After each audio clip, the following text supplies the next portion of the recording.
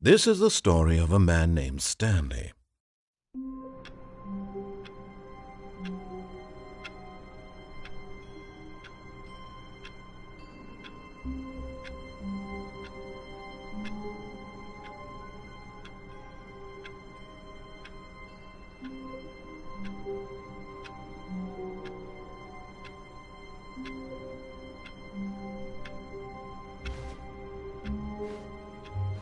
All of his co-workers were gone. What could it mean? Stanley decided to go to the meeting room. Perhaps he had simply missed a memo.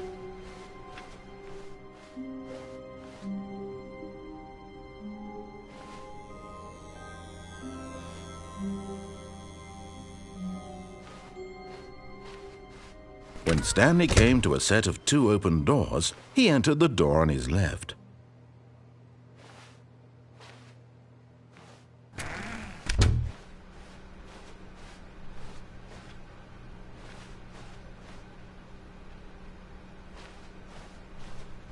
Yet there was not a single person here either. Feeling a wave of disbelief, Stanley decided to go up to his boss's office, hoping he might find an answer there.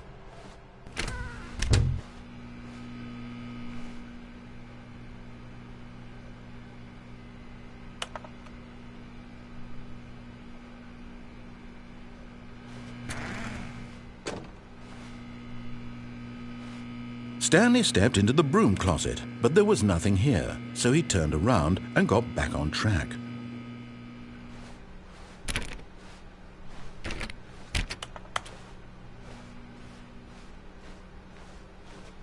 Coming to a staircase, Stanley walked upstairs to his boss's office.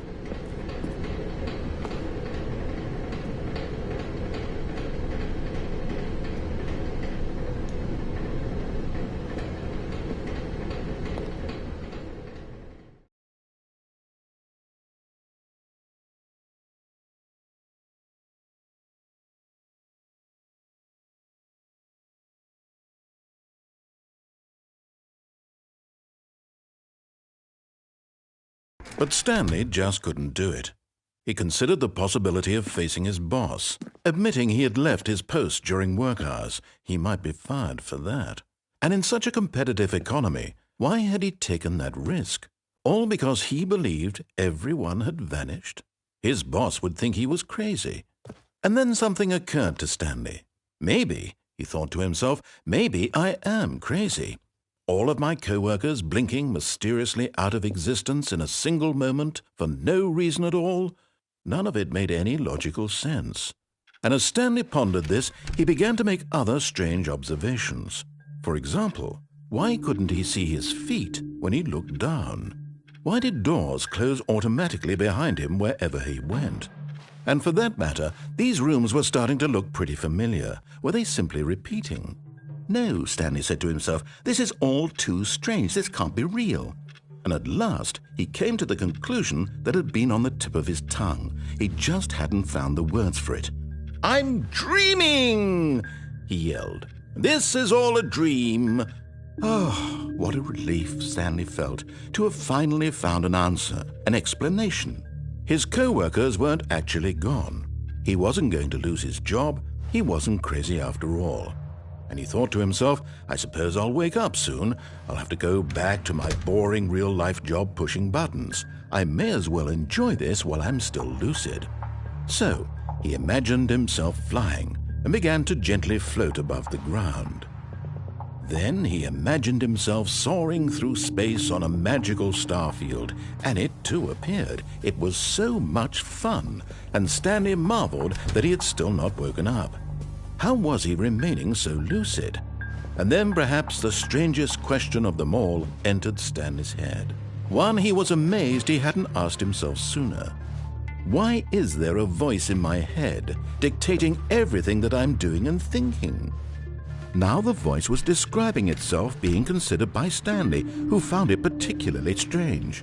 I'm dreaming about a voice describing me, thinking about how it's describing my thoughts, he thought.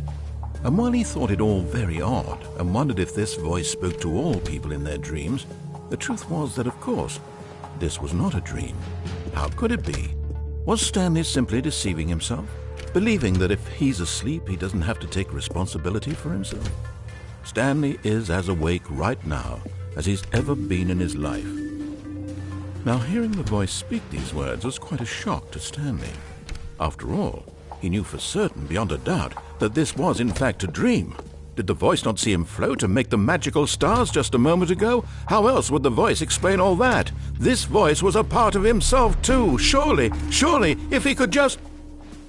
He would prove it. He would prove that he was in control, that this was a dream. So he closed his eyes gently, and he invited himself to wake up. He felt the cool weight of the blanket on his skin, the press of the mattress on his back, the fresh air of a world outside this one. Let me wake up, he thought to himself. I'm through with this dream. I wish it to be over. Let me go back to my job. Let me continue pushing the buttons. Please, it's all I want. I want my apartment, and my wife, and my job. All I want is my life exactly the way it's always been. My life is normal. I am normal. Everything will be fine. I am okay.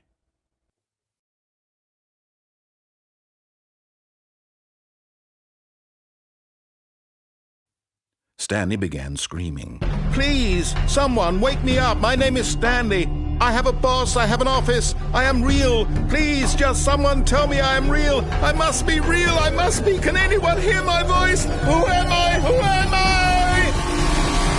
And everything went black.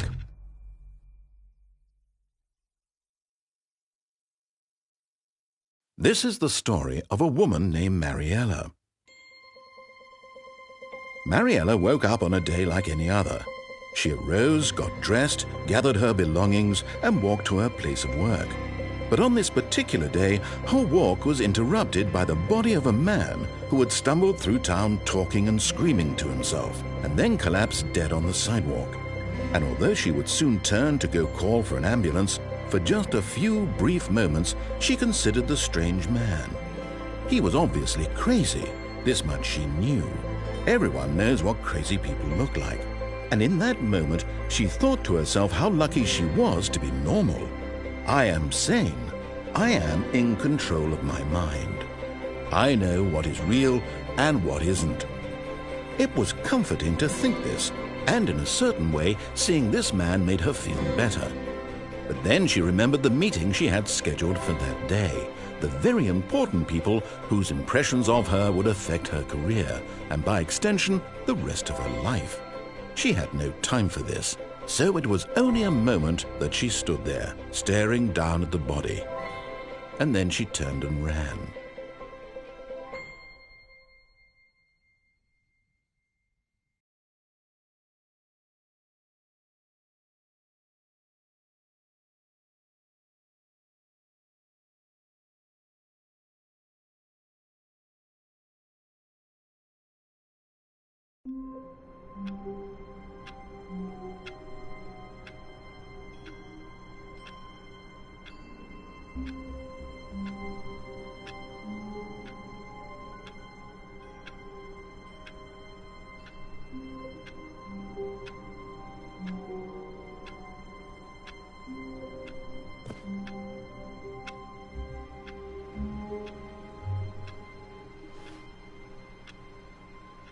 All of his co-workers were gone.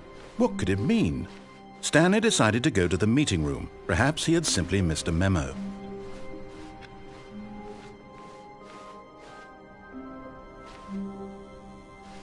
Oh, good. You noticed my sign. Yes, I have something very exciting to show you. When Stanley came to a set of 2 open doors, he entered the door on his left. This was not the correct way to the meeting room, and Stanley knew it perfectly well. Perhaps he wanted to stop by the employee lounge first, just to admire it. Ah, yes, truly a room worth admiring. But eager to get back to business, Stanley took the first open door on his left.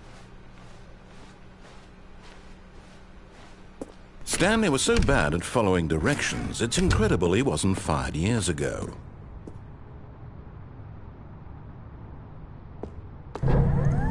Look, Stanley, I think perhaps we've gotten off on the wrong foot here. I'm not your enemy, really, I'm not. I realize that investing in your... But in his eagerness to prove that he is in control of the story and no one gets to tell him what to do, Stanley leapt from the platform and plunged to his death. Good job, Stanley. Everyone thinks you are very powerful.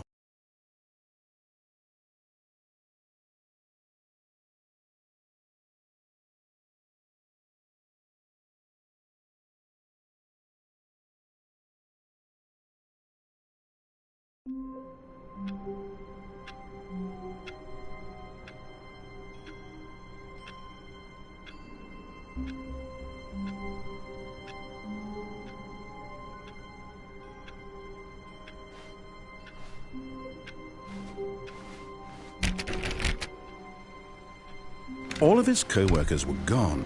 What could it mean? Stanley decided to go to the meeting room. Perhaps he had simply missed a memo. No matter how hard Stanley looked, he couldn't find a trace of his co-workers.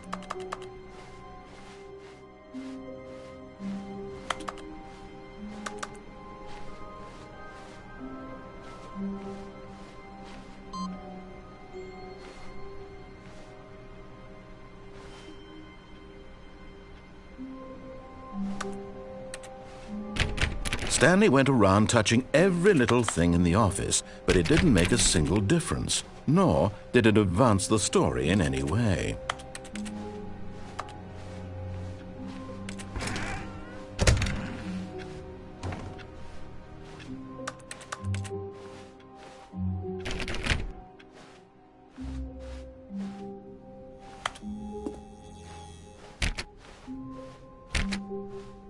When Stanley came to a set of 2 open doors, this was not the correct way to the meeting room, and Stanley knew it perfectly well. Perhaps he wanted to stop by the employee lounge first, just to admire it. Wow, yes, this room. What a beautiful room. What a gorgeous... But eager to get back to business, Stanley took the first open door on his left. Stanley was so bad at following directions, it's incredible he wasn't fired years ago. Look, Stanley, I think perhaps we've gotten off on the wrong foot here. I'm not your enemy, really, I'm not. I realize that investing your trust in someone else can be difficult, but the fact is that the story... But in his eagerness to prove that he is in control of the story and no one...